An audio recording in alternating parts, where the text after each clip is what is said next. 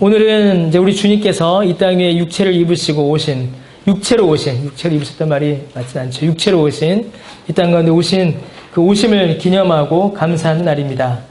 성탄절, 크리스마스죠. 여러분에게 이날, 이 성탄절은 어떤 의미를 가지십니까? 여러분에게 이 날은 어떤 날이신가요? 사실 이제 예전에 성탄절, 이 크리스마스가 되면 교회는 이제 어떤 염려가 있었습니다. 어떤 염려였냐면 이제 성탄절의 세속화였어요. 성탄절이 세속화되어 간다. 이게 교회들의 또 신자들의 큰 염려 중에 하나였죠. 예수님은 이제 사라지는 겁니다. 예수님은 사라지고 이제 산타클로스가 이제 주인이 되는 어떤 그런 세속화. 흥청망청 놀긴 하지만 그 어디에서도 이제 예수님을 찾아보기 힘든.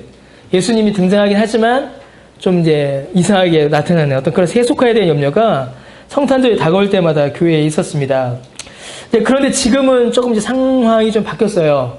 어떻게 바뀌었냐면, 이제는 이제 그런 염려가, 무의미할 정도로, 성탄절에 대해서 이제 무관심합니다. 이제는 무관심해져 버렸어요. 예전에는, 그래도 성탄절 예수님 오신 날이지, 라고 예수님 생각이라도 했었는데, 이제는 예수님은 이제 뭐 이미 예전에 사라졌고, 이제 산타클로스도 이제 사라져버린 시대가 되고 말았죠. 우리 지우도 6살인데 산타클로스를 이제 안 믿어요. 참 마음이 아파요. 그래서 아파서 유치원을 못 가는데 엊그저께 저한테 아빠가 빨리 산타클로스 옷 빌려 입고 와서 나한테 선물 줘 이러더라고요. 애들도 이제 산타클로스를 믿지 않네. 그러니까 성탄절이 기쁘고 좋은 날이고 예수님이 오신 날이고, 예전에는 이날이 예수님 생일이다 아니다 갖고 막 싸웠는데, 예수님이 생일이다라는 생각조차 하지 않는 그냥 휴일, 그냥 쉬는 날, 노는 날, 여러 가지 이유가 있겠죠. 세상이 더 재밌어졌고 또 우리의 삶이 그만큼 이제 각박하고 힘들어졌기 때문에 그것을 느끼지 못할 수도 있습니다. 그렇게 이제 성탄절이 이제 무의미해져 버렸습니다. 여러분에게 성탄절은 어떤 의미입니까? 여러분에게 성탄절은 좀 더 정확히 이야기하면 여러분에게 있어서 예수님의 오심, 예수님이 오셨다, 오늘 기쁘다 구주 오셨네 불렀는데 정말 가사 좋네요. 다시 불러보니까 그 가사가 우리에게 주는 의미, 예수님의 오심이 우리에게 어떤 의미이고 어떤 사건입니까? 예수님께서 이 땅에 오셨다. 이것이 과연 여러분에게 또 우리에게 어떤 의미일까요? 오늘 우리는 이사야 본문을 이제 1절과 2절을 읽었습니다. 어떤 신학자들은 이 이사야를 가리켜서 이제 구약의 마태복음이다 이렇게 이야기합니다. 그러니까 구약의 마태복음인지 아니면 신약의 이사야인지 이렇게 말할 정도로 마태복음과 이사야는 많은 부분이 이렇게 맞닿아 있습니다. 그만큼 이사야 안에는 예수 그리스도에 대한 많은 예언들이 담겨 있습니다. 구약 성경에 시편 다음으로 구원이라는 단어가 가장 많이 나오는 책이 이 이사야입니다. 그래서 이사야 내용을 쭉 살펴보게 되면 그 안에는 예수님의 나심, 고난받으심, 죽으시고 부활하심 같은 내용들이 가득한 책입니다. 예수님의 구원 사역이 그 안에 가득 담겨져 있죠. 이사야는 이제 짧게 설명하면 남유다의 선지자죠. 이사야는 남유다의 선지자로서 그는 북이스라엘의 멸망쯤, 솔로몬 이후에, 솔로몬 사후에 이스라엘이 나뉘죠. 남유다와 북이스라엘로. 그래서 쭉 이렇게 지나다가 북이스라엘이 BC 586년에 아니죠. BC 722년에 북이스라엘이 망하는데 이사야는 BC 한 740년부터 이렇게 활동을 합니다. 그래서 남유다가 망하기 한 100년 전쯤까지 활동한 사람이 바로 이 이사야였어요. 그러니까 북이스라엘이 망할 때쯤부터 시작해서 남유다가 이게 마지막을 향하여 가는 그때에 사역한 선지자가 바로 이 이사야였습니다. 이사야는 크게 세 부분으로 우리가 나눌 수 있습니다. 첫 번째는 1장에서 35장까지가 첫 부분이다라고 할 수 있어요. 1장에서 35장은 이제 심판에 대한 예언, 유다와 이방 국가들에 대한 심판의 예언이 이제 1장에서 35장에 있습니다. 그리고 두 번째는 36장에서 39장이에요. 이 부분은 이제 역사적 사건을 기록하고 있습니다. 그러니까 히스기야 왕의 이야기가 이 두 번째 부분에 있죠. 그러니까 세 번째 부분은 이제 40장에서 66장까지입니다. 이 마지막 부분이에요. 이 세 번째 부분, 40장에서 66장이 위로의 예언이라고 되어 있습니다. 메시아가 이 땅 가운데 베푸실 구원의 소망, 메시아가 오실 것이며 그가 오사 고난받으시고 그를 통하여 하나님의 백성이 구원을 받을 것이다 라는 내용들이 이 마지막 부분에 있습니다. 이렇게 크게 세 부분으로 이사야를 나누어 볼 수가 있어요. 그런데 이제 문제는 이 마지막 세 번째 부분입니다. 이사야가, 이게 약간 신학적인 내용인데, 이사야가 쓴 책이 아니다라고 주장하는 사람들이 있어요. 그런 사람들 같은 경우에는 이사야 40장 이후가 이사야가 쓴 것이 아니라 이후에 쓰여진 것이다. 에스라, 느헤미야 이후에 쓰여진 것이다라고 말하는 사람들도 있습니다. 근데 그렇지 않죠. 이 40장 이후의 내용들은 그 예언을 듣는 그 당시의 사람들, 당시 유대인들에게는 다소 좀 뜬금없는 이야기들이었습니다.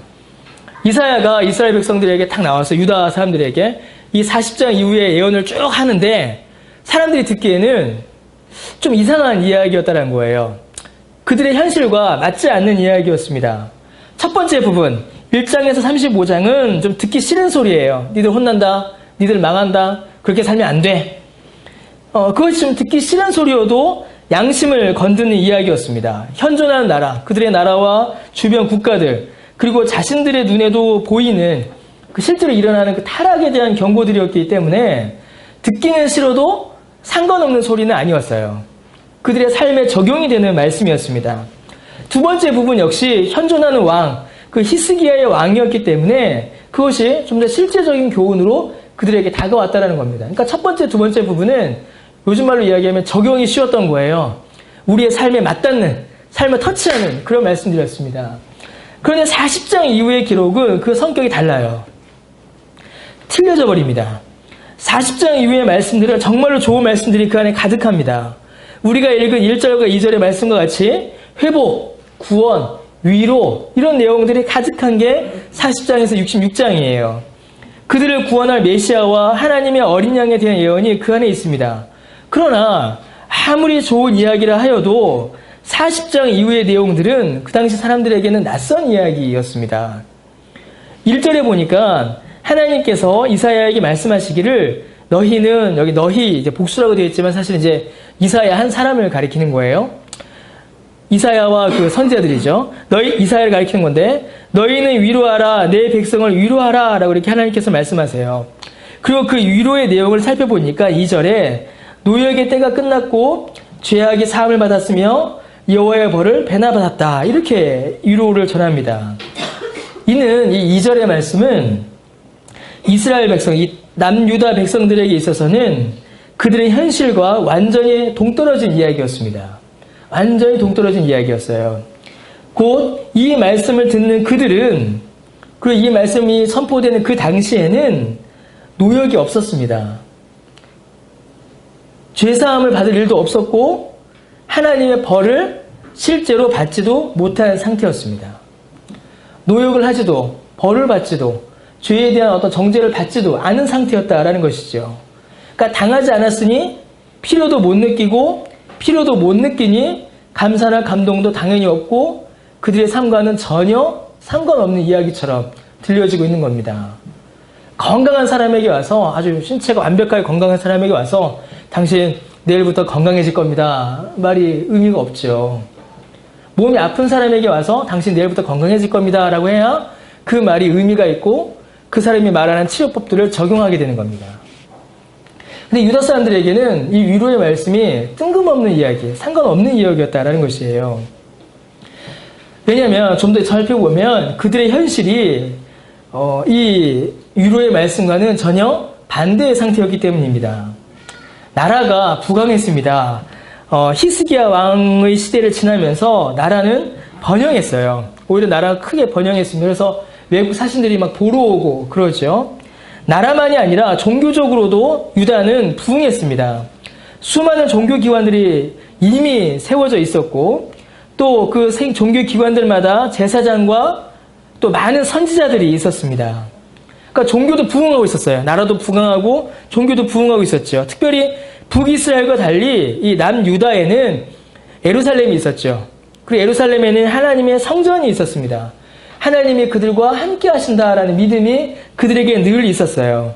아까 말씀드렸던 것처럼 북이스라엘이 이미 멸망했다라고 말씀드렸죠. 그러니까 남유다 사람들에게는 북이스라엘이 망했어요. 왜 망했을까요? 하나님이 저들과 함께 하지 않으시기 때문에. 우리는 안 망했어요. 우리는 왜 안 망했어요? 하나님이 우리와 함께 하시기 때문에. 이러한 어떤 영적인 우월감과 안도감이 남유다에는 있었습니다.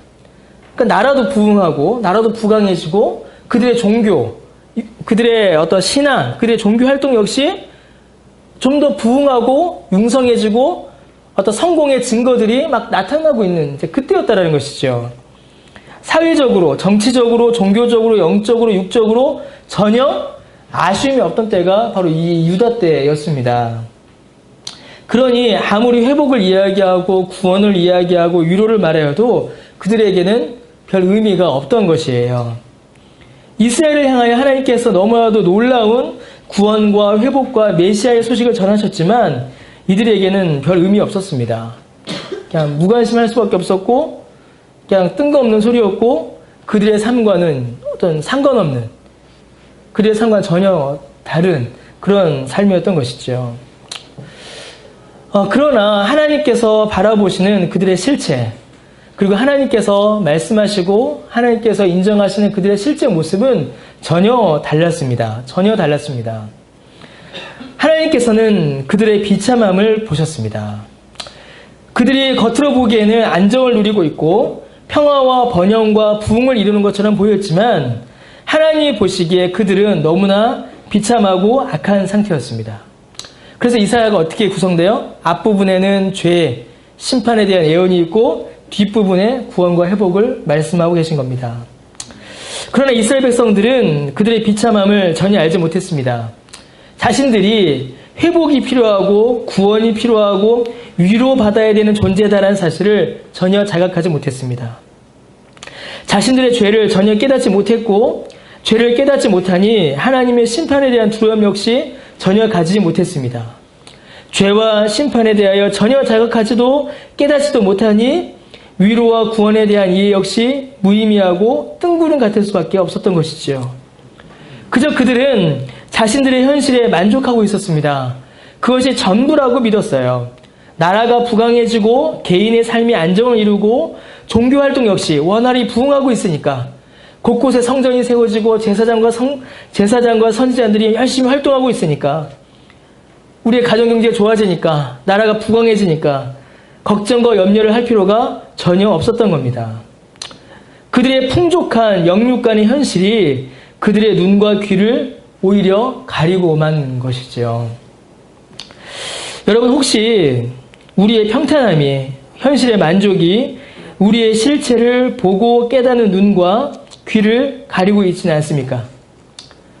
우리의 평탄함, 우리의 어떤 삶의 만족에 취해서 우리의 정말 실체를 보지 못하는 그런 일이 우리에게 일어나지 않느냐라는 것입니다. 그 반대의 일도 있어요. 그 반대의 일도 있습니다. 현실의 고통과 불만족이 우리로 하여금 우리 자신을 못 보게 하고 하나님을 바라보지 못하도록 막아설 때도 있습니다.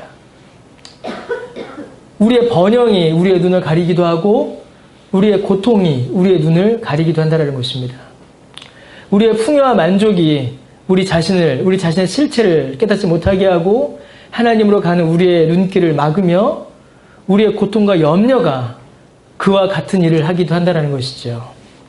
중요한 것은 풍요와 빈곤, 기쁨과 고통이 아닙니다. 환경이에요, 환경. 좋고 나쁘고를 떠나 우리의 현실과 상황이 우리가 처해 있는 지금의 삶의 모습으로 인하여서 하나님을 바라보지 못하고 하나님과 전혀 다른 현실인식, 자기 인식 가운데 우리가 있지 않느냐라는 것입니다. 현실로 인하여서 우리를 놓치고 있지 않느냐. 우리의 모습을 돌아봐야 한다는 것이죠. 여러분, 하나님께서는 그러한 유다를 향하여서 이사야를 통하여 위로를 선포하라, 위로를 선포하라라고 명령하십니다. 하나님이 보시기에 그 유다는, 그들은 위로가 절실히 필요한 존재이기 때문입니다. 그 위로의 내용들이 2절에 기록되어 있습니다. 우리 아까 잠깐 살펴봤죠. 크게 3가지예요. 먼저는 그 노역의 때가 끝났다라는 소식입니다. 이게 첫 번째 위로입니다. 아까도 말씀드렸던 것처럼 이 말을 들었을 때 유다 사람들은 전혀 노역의 상태가 아니었습니다. 상관없는 이야기처럼 들렸어요. 노역, 강제로 끌려가서 노예처럼 일하는 그런 상태가 아니었다라는 것입니다. 여러분, 이 노역이라는 단어는 이제 원래 그 원문의 뜻을 보게 되면, 원문의 뜻을 좀 그대로 살피면 싸움, 전쟁, 군대에 끌려가다라는 의미예요. 원래는. 그러니까 이제 예전 성경, 개역 한글판 성경에 보면은 노역이라고 되어 있지 않고 복역이다라고 되어 있어요. 복역. 복역. 복무, 복역. 끌려가서 일하는 거죠. 복역이라고 되어 있습니다. 자, 그럼 더 이상해지는 거예요. 더 이 말이 유다 사람들하고는 상관이 없어지는 거죠.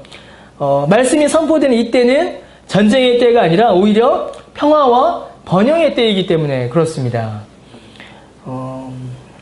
고통과 슬픔을 모르는 사람들에게 위로를 주시고, 노역을 하지 않는 자들에게 노역에서 해방된다 하시고, 전쟁의 고통을 겪지 않는 자들에게 전쟁으로부터 너희들이 회복된다라고 이렇게 약속하시는 거예요. 이 노역의 실체가 우리가 생각하는, 또 사람들이 일반적으로 생각하는 것과는 이제 다르기 때문이죠. 이는 분명히 이 노역은 1차적으로는 유다가 망하고 바벨론에 끌려가서 당하게 될 포로기를 말합니다. 1차적으로 그것이 맞아요. 그리고 하나님께서 주시는 이 말씀도 그 포로기, 유다가 이스라엘 사람들이 바벨론에 끌려가서 그 포로기를 마칠 때, 그때를 말씀하시는 것, 그것은 분명합니다. 그러나 그것만은 아닙니다. 거기에 더 넓은 의미를 가지고 있죠. 여기서 말한 노역은 바벨론에 끌려가서 당하게 될 그 포로기, 그것만을 말하는 것이 아니라 오히려 바벨론과는 상관없는 노역, 상관없는 전쟁을 가리킵니다. 하나님의 말씀이 시간의 순서와 다르게 지금 주어지고 있어요. 이것은 주님께서 말씀하신 이 말씀이, 이 뜻이 시간 순서, 역사적 사건에 매이지 않는다라는 것을 의미합니다. 곧 이 노역은 단순히 이스라엘이 바벨론에 끌려가서 당하게 될 그 고난만을 말하는 것이 아니라 모든 세대의 사람들이, 모든 민족의 사람들이 겪고 있는 노역을 가리킵니다.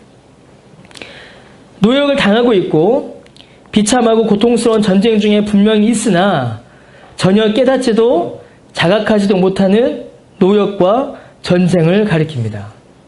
자신이 실제로는 고통스럽게 노예로, 종으로 억압을 당하고 있으나 자신이 억압당하고 있다는 사실조차 깨닫지 못하는 억압. 실제로는 피가 찰찰 흐르는 고통과 두려움 가운데 있으면서도 전혀 그 두려움과 위험을 느끼지 못하는 전쟁. 그것을 주님께서는 지금 말씀하고 계신 것입니다. 이게 여러분 무엇일까요? 모든 나라와 모든 시대의 사람들을 억압하고 고통하게 하는 이 노역. 바로 죄와 사망의 권세요, 죄와 사망의 노역입니다. 여러분, 우리는, 사람들은 이 노역 중에 있음을 깨닫지 못하고 있을 때가 훨씬 많습니다. 죄와 사망의 억압에 이렇게 짓눌려서 전혀 자유를 누리고 있지 못함에도 불구하고 자신이 억압되어 있다는 사실도, 내가 자유를 빼앗겼다는 사실도 모르고 있을 때가 훨씬 많습니다. 죄의 억압 가운데 있음에도 불구하고 내가 죄의 억압 가운데 있다는 사실을 깨닫지 못해요. 피 흘리는 비참하고 고통스러운 전쟁 중에 있지만 내가 그 싸움을 싸우고 있다는, 내가 그 싸움을 싸워야 한다는, 싸우지 않으면 비참하게 패배하고 있다는 그 사실조차 모르고 있는 그런 전쟁 중에 우리가 있습니다. 이것을 거부하고 싫어해야 하는데 오히려 그것을 기뻐하고 좋아하며 따르는 그런 일들이 우리에게 일어납니다. 바로 죄와 사망이 우리를 억압할 때에, 죄와 사망이 우리를 고통할 때에 일어나는 일입니다. 죄와 사망의 권세가 우리를 억압하며 죄와 사망의 권세가 우리를 괴롭힙니다. 단지 우리가 그것을 깨닫고 있지 못할 뿐이지요. 그런데 하나님께서는 그 죄와 사망의 권세가, 그 노역과 전쟁이 끝났다라고 말씀하십니다. 나를 억압하고 자유를 빼앗으며 고통스럽게 했던 그 노역이, 그 전쟁이 끝난 것입니다. 이제 하나님의 백성은 자유하고 이제 고통이 없으며 이제 두려움에서 벗어나 자유와 생명을 누리게 된 것입니다. 어떻게 이런 일이 일어났는가? 그게 이제 두 번째, 세 번째 사실에 따라와요. 위로의 두 번째 소식이 그 이유를 설명해 줍니다. 그 죄악이 사함을 받았다라고 선언합니다. 이 노역이 끝났는데, 이 노역이 어떻게 끝났냐면 죄악이 사함을 받음으로 그 노역이 끝났다라고 말씀하십니다. 이제 더 이상해지는 거예요. 왜죠? 자신이 죄인이라는 사실도 몰랐는데, 자신이 노역과 전쟁 중에 있다는 사실도 몰랐는데 어떻게 여러분 그 죄악이 사함을 받을 수가 있겠습니까? 사함 받고 나니 나 노역 중이었어? 사함 받고 나니 나 전쟁 중이었어? 이렇게 되는 거예요. 자신이 알지 못하였는데 그 노역으로부터 벗어나고 사함을 받은 것입니다. 이제 2절 뒷부분에 이제 중요한 내용이 나와요. 그러면 이 죄악의 사함은 어떻게 받았는가? 죄악의 사함은 어떻게 받았는가? 이 위로의 세 번째 소식입니다. 노역에서 자유함 받았고 이 노역은 죄악의 사함을 통해서 받았는데 이 죄악의 사함은 어떻게 받았는가? 세 번째 소식이 등장해요. 곧 여호와의 손에서 벌을 배나 받았다라고 이렇게 위로를 전합니다. 이 하나님의 손에서 벌을 배나 받았다라는 말은 두 가지를 의미해요. 하나는 많은 벌, 매우 고통스러운 벌을 많이 받았다라는 의미입니다. 벌을 엄청나게 받았다라는 의미이고, 두 번째는 벌을 다 받았다라는 의미예요. 더 이상 받을 벌이 없다라는 의미입니다. 그러니까 죄값을 다 치웠다라는 의미이죠. 그러니까 벌을 배나 받았다 이렇게 말하니까 그게 어떤 의미든 이제 이 하나님 백성들, 유다 사람들의 죄값이 이제는 다 치워졌다라는 것입니다. 받아야 할 벌을 다 받았다라는 것이에요. 여러분 이게 무슨 의미이겠습니까? 하나님의 백성들이 받을 복을 지금 하나님께서 말씀해 주고 계십니다. 죄와 사망의 노역에서 이제는 자유하며 그 자유는 죄 사함으로 오고, 죄 사함으로부터 오고, 그 죄 사함은 죄값을 다 치름으로 이루어진 것입니다. 이게 참 이상한 것이죠. 자신이 죄인이라는 사실조차 몰랐어요. 그런데 어떻게 그 죄로부터 사함을 받으며 죄에서 사함을 받는 것조차 몰랐는데 어떻게 그 죄값을 다 치를 수 있냐라는 것입니다. 그리고 그 죄값을 치를 만한 능력도 이들에게는 없었어요. 죄인이라는 사실도 몰랐고 그 죄값을 치를 만한 능력도 이들에게는 없었습니다. 그런데 하나님께서는 그것이 하나님의 백성들이 받는 복이요 위로다라고 선포하십니다. 자신들이 죄인인 것도 모르는 사이에 일어난 죄사함, 자신들이 죄인이라는 사실조차 깨닫지 못하고 있을 때에 벌어진 죄값을 치르는 일, 그 일이 일어났다는 것이에요. 그 일이 어떻게 벌어졌을까요? 여러분, 바로 하나님의 어린 양이 다 하신 것입니다. 40장의 위로는 그래서 이사야 마지막 부분을 향하여 가는데 그 뒤에 등장하는 하나님의 어린 양, 하나님의 고난받는 종을 향하여 이 예언을 향하여 갑니다. 사람이 한 것이 아니라는 것이에요. 하나님의 백성들이 한 것이 아닙니다. 유다 백성들이 이루어낸 것이 아니에요. 사람들은 자신이 노역 중에 있다는 사실조차 깨닫지 못하고 있었습니다. 사람이 한 것이 아니라 하나님의 어린 양이 이 일을 이루신 것입니다. 사람으로서는 결코 할 수 없는 그 일을, 자신이 죄인이라는 사실을, 비참하다는 사실을 깨닫지도 못하고 그 비참함에서 벗어내라고도 하지 않고 벗어날 능력도 없는 사람이 이 자유함을, 이 죄사함을, 이 죄값을 치르는 일을 이룬 것이 아니라 하나님의 어린 양이 그 백성을 대신하여 고통을 당하심으로 이 모든 죄값을 치르셨고 그 백성을 구원하신 것입니다. 그러므로 여러분, 이 하나님의 위로는 바로 이 하나님의 어린 양인 것이죠. 5절에 나타나는 육체로 나타나신 하나님의 영광이 이를 행하셨으며 10절에 나타나는 강한 자로 임하실 그분이, 다스리실 그분이 이를 행하신 것이며 11절에 나타나는 목자로 오신 그분이 이 구원을 이루신 것입니다.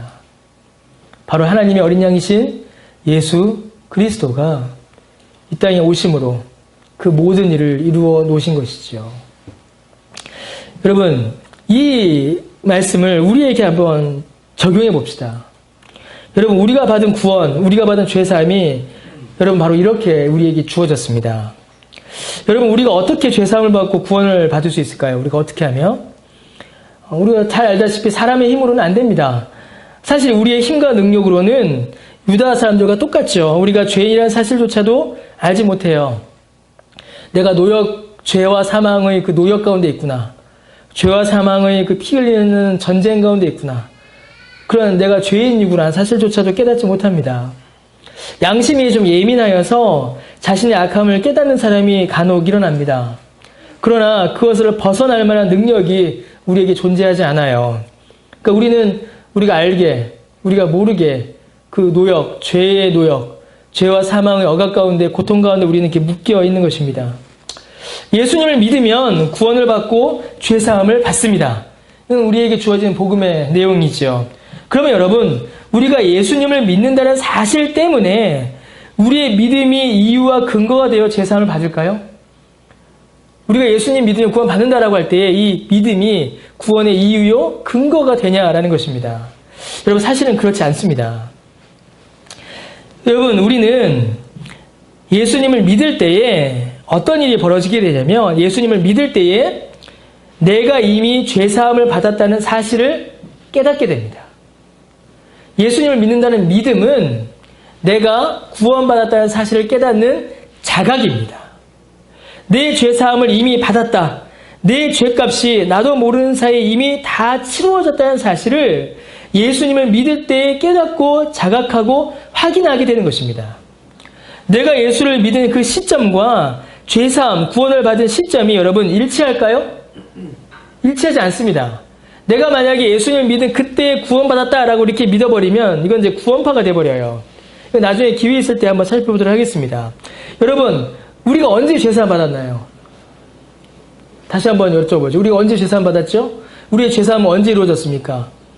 예수님께서 십자가에 달려 돌아가실 때에 우리의 죄사함이 이루어졌습니다.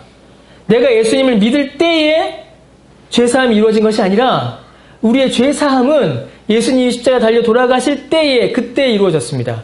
그러면 그때의 죄사함 받기로 언제 정해졌을까요? 언제 정해졌을까요? 언제? 좀 더 정확히 나의 죄사함은, 나의 구원은, 나의 하나님의 자녀됨은 언제 정해졌을까요? 하나님의 영원하신 작전 가운데에 예정되어 있었던 겁니다.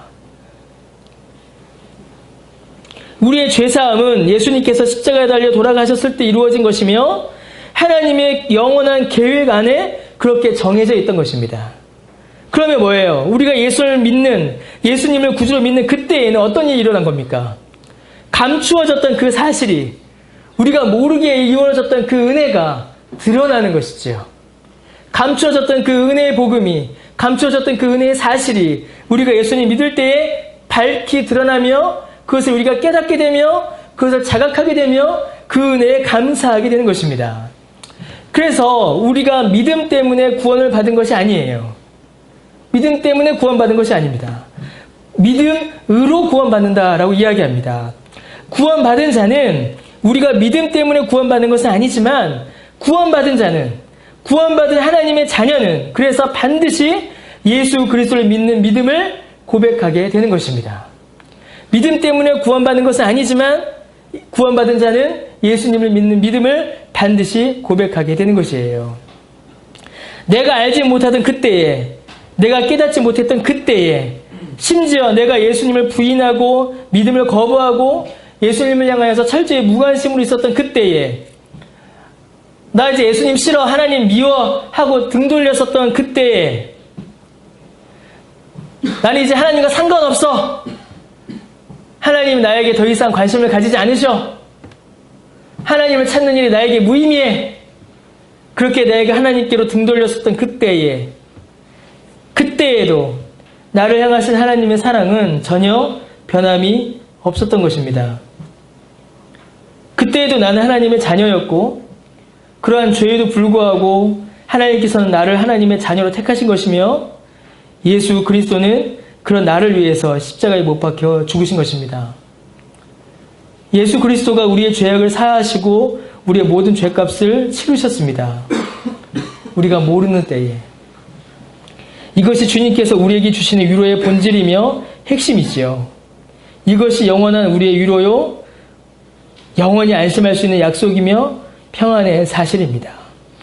흔들리지 않는 영원한 위로와 평안의 안식이 바로 여기에 있는 것입니다. 여러분은 하나님의 위로가 필요하십니까? 여러분, 하나님 위로 필요하세요? 하나님 위로도 필요하지만 휴식도 필요하죠.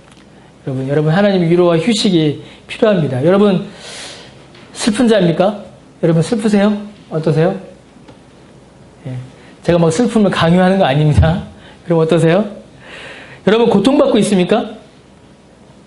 여러분에게는 슬픔과 고통이 있고 여러분의 위로가 필요하세요? 여러분 일단 우리가 우리 자신을 좀 돌아볼 필요가 있습니다. 나 자신을 좀 돌아볼 필요가 있어요.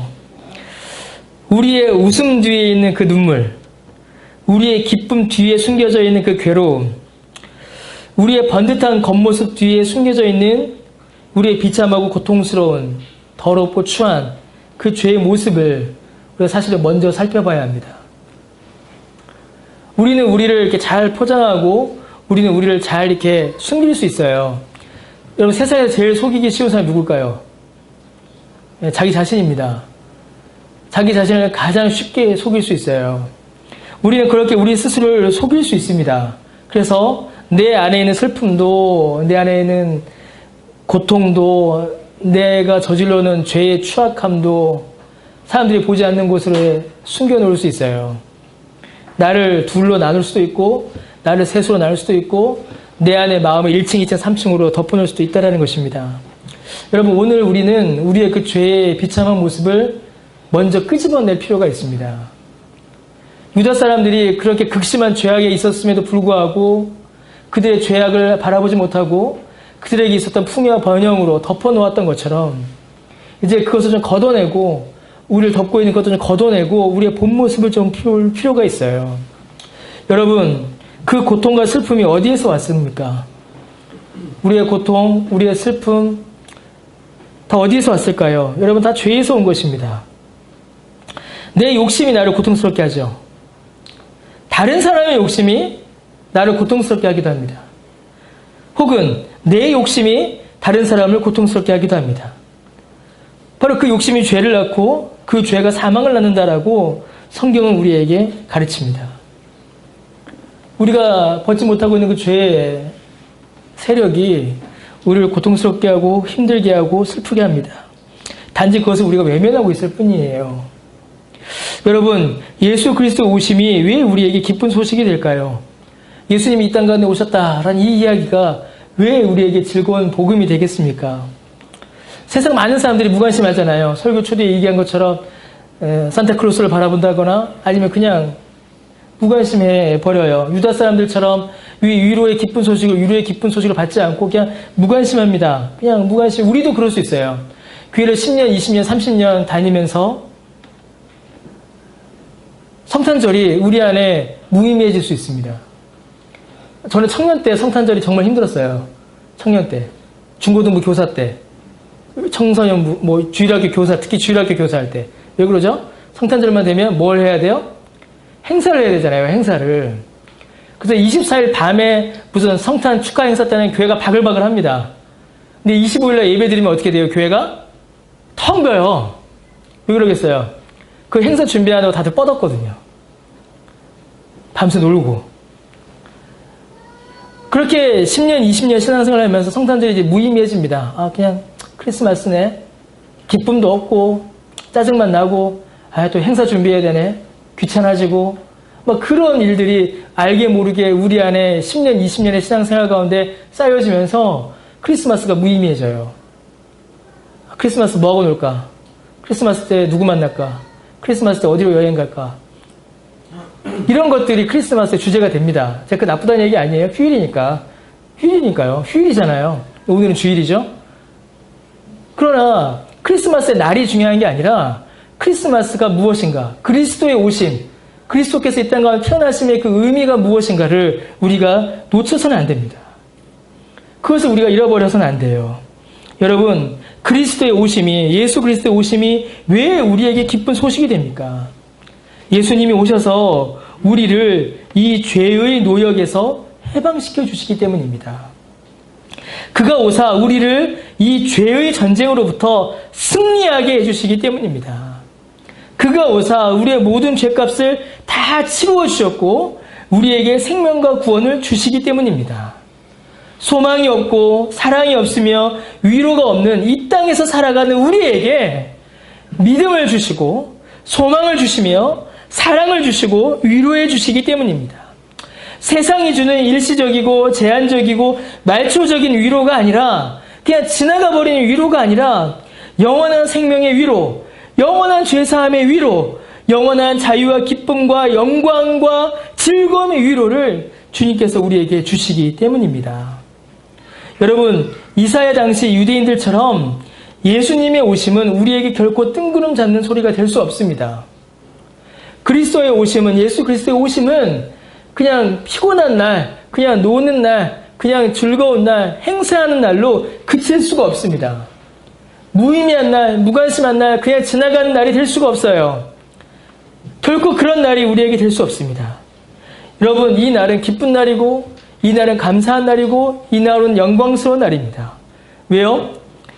우리의 모든 죄와 사망의 고통이 예수 그리스도로 인하여서 사라졌기 때문입니다. 우리를 억누르고 있었던 죄와 사망의 노역이, 우리를 고통스럽게 했던 그 죄의 공격이 사라졌기 때문이죠. 여러분, 예수님이 오셨습니다. 이 얼마나 기쁜 날입니까? 몇 월 며칠에 오셨을까요, 예수님께서? 여러분? 그거 모르죠? 그거 모릅니다. 그거 모릅니다. 아이들의 동심이 사라졌다는 것을 확인하려면 이걸 물어보면 돼요. 12월 25일이 예수님 생일이야? 이러면 이제 아니야 라고 하면 이제 동심이 이제 어느 정도 벗어난 거죠. 예수님이 언제 오셨는가 모릅니다. 여러분, 예수님 생일이 언제인지 몰라요. 오히려 12월 25일은 로마의 태양신 숭배일이었죠. 이거는 뭐 정설입니다. 이건 정해진 이야기예요.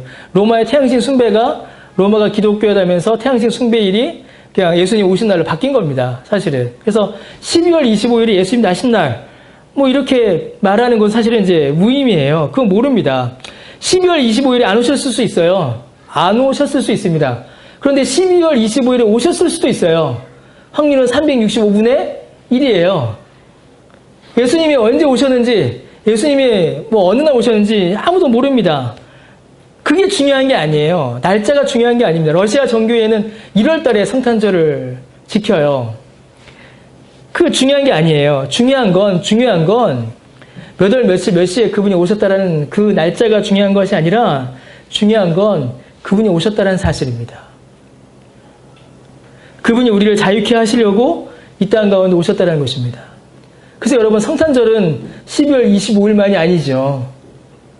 매 주일이 우리의 성탄절이요, 매 주일이 우리의 부활절인 것입니다. 그가 오셔서 우리를 구원하시고 영원한 위로를 주셨다는 사실, 이게 성탄절의 본질이요, 우리가 성탄절을 기념하는 이유입니다. 이게 얼마나 기쁘고 감사하고 감격스럽고 성도가 서로가 서로에게 축하할 일이 되겠습니까? 여러분, 어떠세요? 여러분 많이 피곤하죠? 예. 많이 피곤하실 것 같아요. 예. 얼굴 보니까 다들 피곤해요. 겨울이 설교가 더 힘듭니다. 왜 그런지 아세요? 피곤도 피곤이지만 이게 돌아가면서 이렇게 더워지잖아요. 공기는 어떻게 되죠? 뜨잖아요. 따뜻한 공기가. 그래서 산소가 부족해져요, 이 밑에는. 실제로 그래요. 그래서 더 힘들고 더 졸립니다. 제가 아무리 기쁘고 감사하죠 해도 여러분 표정이 별로 기쁘고 감사한 표정이 별로 없어요, 지금. 저 혼자 지금 나 혼자 기뻐하고 이러고 있는 거예요. 다 그렇다는 얘기는 아니에요. 자, 이제 깨세요, 이제. 설교 다 끝났습니다. 여러분, 이제 정말로 기쁘고 감사함으로 성탄절의 이 감사의 의미를 다시 한번 확인하고 이 일로 인하여서 주님의 오심으로 인하여서 우리와 죄와 사망의 노역에서 해방되었고 죄의 전쟁에서 승리하였다는 그 사실로 인하여 감사하고 기뻐하고 또 서로에게 축하하고 또 서로를 위로하는 우리 모두가 되시기를 바랍니다. 한 가지만 더 좀 마무리합시다. 이제 우리의 눈을 들어 좀 밖을 좀 바라봤으면 좋겠습니다. 밖을. 지금까지 다 우리 안만 바라봤잖아요. 내 안에 슬픔, 내 안에 노역, 내 안에 죄에 대한 싸움을 바라봤죠. 이제는 눈을 들어 밖을 좀 바라봤으면 좋겠습니다. 여전히 노역 가운데, 전쟁 가운데, 고통 가운데 있는 사람들, 위로가 필요한 사람들을 우리가 좀 바라봤으면 좋겠습니다. 죄의 억압 가운데 있는 자들에게 복음을 전하는 것이 그들에게 가장 큰 성탄의 선물이 될 것입니다.